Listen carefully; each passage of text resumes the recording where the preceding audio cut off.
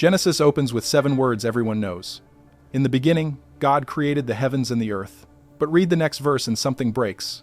The earth was already there, formless, empty, covered in water, sitting in darkness. Nobody in the text explains where that darkness came from, or that water, or that shapeless earth waiting to be shaped. The Bible simply skips it. But the Book of Enoch didn't skip it. Buried in a text banned by the church in 364 CE is an account of what existed before Genesis starts talking. And it names it. Start with the text everyone assumes they already know. Genesis chapter 1, verse 1. In the beginning, God created the heavens and the earth. That sentence sounds like the absolute starting point of everything, the first frame of the first second of existence. But biblical scholars have argued about that sentence for centuries, because the Hebrew doesn't actually say what the English implies. The medieval commentator Rashi, writing in 11th century France, pointed out a grammatical problem most modern readers never hear about. The Hebrew opening word, bereshit, is in a construct form that normally introduces a clause, not a complete sentence on its own. Rashi argued the verse should read closer to, when God began to create the heavens and the earth being unformed and void, with darkness on the face of the deep, and the Spirit of God hovering over the water. Then God said, "Let there be light." Read that way, verse 1, isn't the beginning of everything. It's a description of the conditions God found when he started working. The earth, the void, the darkness, the deep, the water. All of it is already there before the first recorded act of creation. The 20th century biblical scholar E.A. Spicer reached a similar conclusion independently in his Anchor Bible commentary on Genesis, translating the opening as a temporal clause for essentially the same grammatical reasons Rashi identified 9 centuries earlier. Genesis, on this reading, does not open at 0. It opens in the middle of a scene that was already furnished. Something existed. Something had shape, or the total absence of shape. Something was dark. And the text never tells you where any of it came from. Look at the specific words, tohu vavohu, formless and void, describing the earth before God speaks a single word. Choshek, darkness, already covering the face of Tehom, the deep. Tehom is not a small word tucked into a minor clause. It is the Hebrew term for a vast, ancient, chaotic body of water. And it shows up nowhere else in the chapter as something God makes. He doesn't create the deep. He finds it, and he works around it, above it, through it. Verse 2 says the Spirit of God was hovering over the face of the waters, not creating the waters, hovering over them, the way you'd hover over something that was already moving before you ever arrived. The 12th century commentator Ibn Ezra reached a very similar conclusion from an entirely separate angle, noting that if Bereshit functioned as an absolute noun meaning simply the beginning, Hebrew grammar would ordinarily require a definite article the word doesn't carry. Its absence, he argued, is exactly what you'd expect from a word functioning as the head of a construct clause, not as a freestanding declaration that creation started from utter blankness. 2 independent medieval readers, centuries apart, working in entirely different countries with entirely different theological concerns, arrived at the same basic grammatical conclusion, without either one setting out to make Genesis look incomplete. The implications reach further than a single verse. The historian of religion, John Levinson, in his 1988 study on creation and the persistence of evil, argued that the traditional doctrine of creation from absolute nothing is a later theological overlay, one that readers brought to Genesis rather than one the original Hebrew text supplies on its own terms. Levinson's point isn't that Genesis describes chaos winning. It's that Genesis describes order being imposed on something that resists it, the way a shepherd imposes order on a flock that would otherwise scatter, not the way a sculptor conjures marble from empty air. The text assumes there was something there to organize in the first place. That distinction matters, because everything that follows in Genesis chapter 1, the separating of light from darkness, the separating of water from water, the separating of land from sea, only makes sense as an act of separation if there was already an undifferentiated mass sitting there to separate. You cannot divide nothing into parts. Nearly every verb God uses across the 6 days is a verb of ordering, naming, and dividing, not a verb of summoning matter into existence from a state where no matter existed at all. Bara, the Hebrew verb usually translated create, appears only 3 times in the entire chapter, at the shaping of the cosmos, at the appearance of sea creatures and birds, and at the making of humanity itself. Everywhere else, the verb is asa, to make, to fashion, to work, material already sitting there, waiting patiently to be shaped. And before we go further, I need to pause for a second. because what I'm about to tell you gets significantly darker. And I realized a while ago that some of this cannot be fully explained in a video format. The complete reconstruction of Enoch's erased account of what existed before Genesis begins, the full Adoil and Arcus passage in its original sequence, the side-by-side comparison with the Babylonian and Egyptian pre-creation texts, the council session notes explaining why this exact chapter had to disappear. I put it all into a written document. It's linked below, and the QR code is on your screen. Now let's continue. That gap in the text, the unexplained deep, the darkness with no origin story, isn't unique to Genesis. Every major cosmology from the ancient Near East opens with the same unexplained substance already in place, and the Babylonian version survives in enough to show exactly what it's describing. The Babylonian creation epic, Enuma Elish, composed sometime before the 12th century BCE and copied onto tablets recovered from the library of Ashurbanipal at Nineveh, opens with a sentence that should sound familiar by now. When on high the heaven had not been named, and firm ground below had not been called by name, naught but primordial Apsu, their begetter, and Mummu Tiamat, she who bore them all, their waters commingling as a single body. Before any god exists, before heaven or earth has a name, there are already two beings made of water. Apsu is the fresh water beneath the earth. Tiamat is the salt water, the sea, the chaos. Everything that follows, every god, every act of creation, comes out of organizing what Apsu and Tiamat already are. The historian Thorkild Jacobsen, whose work on Mesopotamian religion remains a standard reference for Assyriologists, described this structure as the defining shape of Mesopotamian cosmology. Creation is never creation from nothing. It's creation from combat, from splitting something that already existed into usable pieces. Marduk, the god who eventually takes the throne of Babylon's pantheon, kills Tiamat in single combat and cuts her corpse in half. One half becomes the sky, held up to keep her waters from falling. The other half becomes the earth. The world, in Enuma Elish, is built out of a body that predates the world. Berossus, the Babylonian priest, who wrote a history of his people in Greek during the 3rd century BCE, preserved a version of this same account for a Hellenistic audience, describing a primeval time of darkness and water, inhabited by monstrous forms before the god Bel split a woman named Amorka in two, using one half to form the earth and the other to form the sky.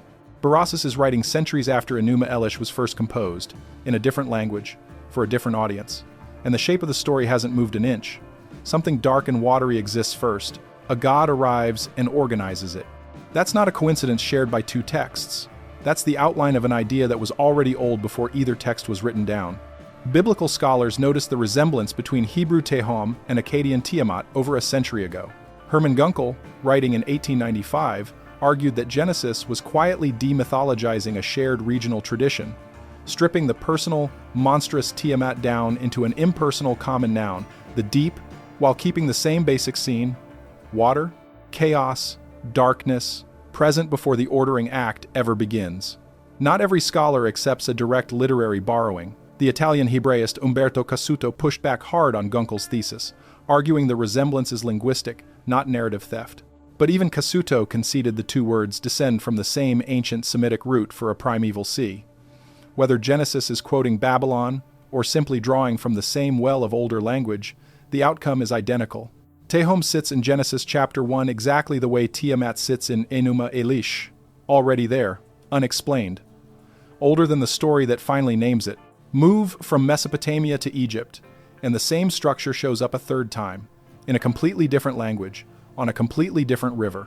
Heliopolitan cosmology, the creation tradition centered on the temple city the Egyptians called Iunu and the Greeks later called Heliopolis, begins with Nun. Nun is not a god who does anything. None is the condition before anything happens. An infinite, dark, motionless body of water containing no light, no land, no separation between up and down. The Egyptologist Jan Assmann, whose work on Egyptian religion remains a standard reference for how Egyptians actually understood their own cosmology, describes Nun as pure potential without differentiation, everything and nothing at once. The state that exists before existence organizes itself into distinct things. Out of that water, the Egyptians said, a mound rose. The Benben, the first solid ground, breaking the surface of Nun the way a hill breaks the surface of a flood after the Nile recedes, which is exactly the image the Egyptians were drawing from every single year of their lives. And standing on that mound, self-created, is Atum. The pyramid texts, some of the oldest religious writing in human history, carved into the burial chambers of Old Kingdom pharaohs starting around the 24th century BCE, address him directly. O Atum, you became high on the height. You rose up as the Benben stone in the mansion of the phoenix in Iunu. Atum doesn't make none. Adam rises out of none, which was already there, waiting, dark and formless, before Adam ever existed to rise out of it. 3 traditions, 3 languages, 3 separate scribal cultures with no direct line of transmission between the oldest layers of each one. And every single one opens the same way. Something dark, something watery, something without shape or name, sitting there before the first act of ordering ever begins. Genesis doesn't explain the deep because Genesis didn't need to. The audience already knew what Tehom was. It's the same water every culture across the ancient Near East assumed was already there when the story started. Genesis isn't describing the absolute beginning of everything. It's picking up a much older story already in progress, at the exact moment a god decides to start organizing what was already sitting there in the dark. 3 ancient civilizations, 3 separate languages, and the same unexplained substance sitting at the start of every single one of them. On its own, that's already strange enough to sit with for a while. But there is one more text in this same family of traditions, and it doesn't stop where Genesis, Babylon, and Egypt all stop. It doesn't just describe the deep and move on. It tries to explain where the deep itself came from, naming the specific beings involved in the moment before any water existed at all. Almost nobody watching this has ever heard of this text.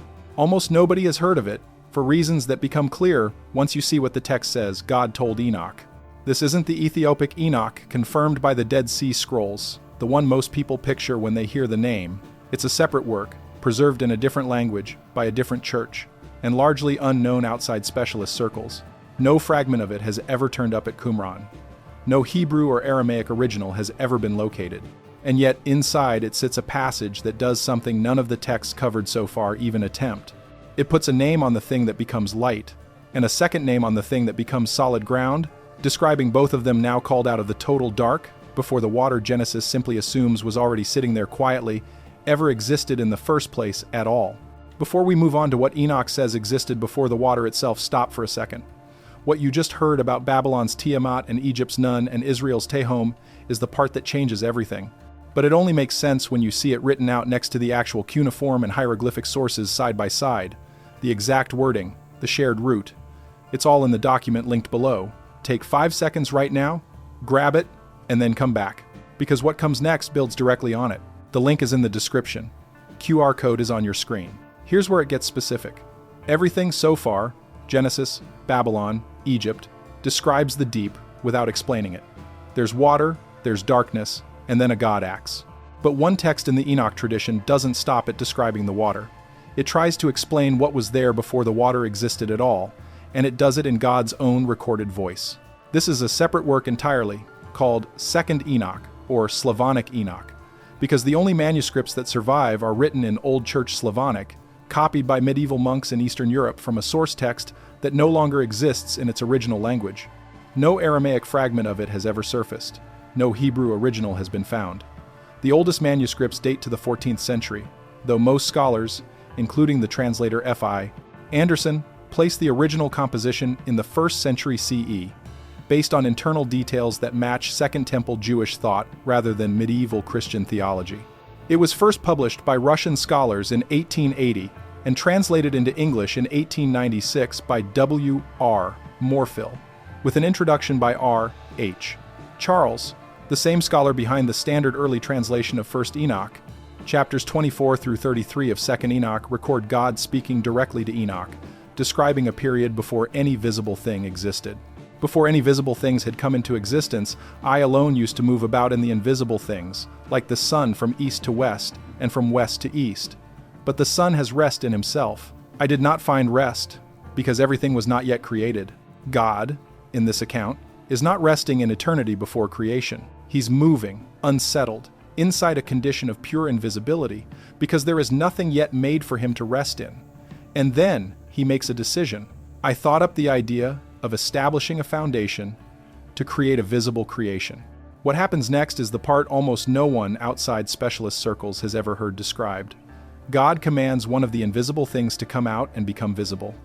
The being that emerges is named a Doyle. The text describes a doyle as exceedingly large, and God commands him to disintegrate, to become undone. When a doyle dissolves, light pours out of him, an enormous light carrying everything that will become the visible world, described in the text as the Great Age, bearing the whole of the creation which God had thought up to make. A doyle isn't a metaphor for a process.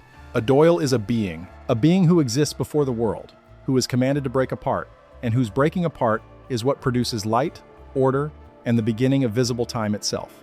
Then God calls forth a second being named Arcus, described as hard and heavy and dark, and commands him to become the foundation of the lowest things. Arcus becomes what the text calls the foundation, the base beneath everything that would later be called earth. Light from a doyle above, foundation from Arcus below. And between the two, still unaccounted for, still present but not yet organized, sits the older, darker material that becomes Genesis's Tehom, the same deep unexplained in the Hebrew text, the same water that opens Enuma Elish, the same nun that Atum rises out of in the Egyptian sources. Second Enoch doesn't just describe the deep, it tells you what the deep is. What was left over after a doyle became light and Arcus became ground. The third thing, the part of the invisible that wasn't yet given a shape. The Ethiopic Enoch, the one the Dead Sea Scrolls confirmed, carries a smaller echo of the same idea. Chapters 72 through 82, the section scholars call the astronomical book, or the Book of the Luminaries, describe the sun, moon, and stars operating according to fixed laws that the angel Uriel shows Enoch in detail, gate by gate, season by season. Joseph Milik, the scholar who first published the Aramaic fragments recovered from Qumran Cave 4, catalogued as 4Q208 through 4Q211, dated the oldest of these fragments to roughly 200 BCE, and argued in his 1976 study that the astronomical book may be the oldest layer of the Enochic tradition, older even than the Book of the Watchers with its fallen angels and flood narrative. If Milik is right, the oldest surviving Enoch material isn't about angels or giants at all. It's about laws, fixed rules governing light and time and motion, established for a world that, according to the text, was already anticipated before it existed. The luminaries follow a law. Someone wrote that law. And the writing happened, according to the internal logic of the text itself, before the first sunrise the law even describes. So why does almost nobody know any of this? Why do millions of people who've read Genesis their entire lives have no idea the text opens mid-scene, describing a deep it never explains, while a separate, obscure Enoch tradition spent nearly 2,000 years quietly preserving an account of exactly what that deep was and where it came from? Start with the theological problem, because it's a real one, not a conspiracy. In the 2nd century CE, Christian writers were fighting an intellectual battle on two fronts at once. On one side, Platonist philosophy assumed a divine craftsman shaped the world out of pre-existing, eternal matter, the way a potter shapes clay that already existed before he arrived. On the other side, Gnostic teachers, the Valentinians most prominently, described creation as a cascading series of emanations, beings called aeons pouring out of an original divine fullness, each giving rise to the next, with the visible world forming out of the lowest, most corrupted aeon in the chain. Irenaeus, the bishop who wrote Against Heresies around 180 CE to refute Valentinian teaching, spent hundreds of pages attacking the idea that creation happens through beings emanating out of God and arranging into the visible world. Now look again at what 2nd Enoch describes. God calling forth invisible beings. One of them, a doyle, breaking apart to produce light and the ordered ages. Another Arcus, becoming the foundation beneath everything, beings emerging from within the divine, one producing light, one producing structure, and only then does the visible world take shape. Structurally, that sits close to what Irenaeus was fighting. Not identical, but close enough that a 4th century church policing the line between Orthodox creation and Gnostic emanation had reason to leave it out. Theophilus of Antioch, writing around 180 CE in a treatise called To Autolycus, gives the clearest early statement of the doctrine that would eventually settle the matter for good. Theophilus insists God didn't shape the world out of pre-existing matter. God made the matter itself, out of nothing at all. That phrase, creation out of nothing, becomes the standard of Orthodox teaching because it closes the door on both the Platonist potter and the Gnostic emanation chain. Once that doctrine locks into place, a text like 2nd Enoch, with its beings called forth from invisible potential and its deep leftover as unformed material, becomes a liability. Not heretical alone, just close enough to a real, live controversy that keeping it out of circulation was the safer choice. Augustine, writing his Confessions around 397 CE, tackles the same question from a different angle. In Book 11, he asks what God was doing before he made heaven and earth.